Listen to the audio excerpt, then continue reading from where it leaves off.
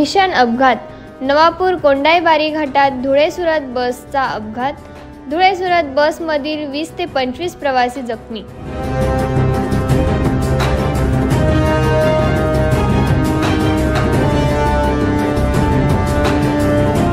कोंडाईबारी घाटाच्या वळणावर 6 वाजेच्या सुमारास बस पलटी झाल्याने अपघात, महामार्गाच्या वरच्या टप्प्यावरून खालच्या टप्प्यावर बस पलटी झाल्याने अपघात।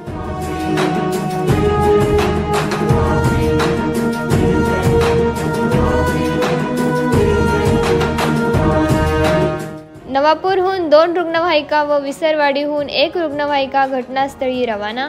बसमध्ये अडकलेल्या प्रवाशांना बाहेर काढण्याचे काम सुरू। भाजपाचे अल्पसंख्याक प्रदेश सदस्य एजाज शेख यांची अपघातग्रस्तांना मदत।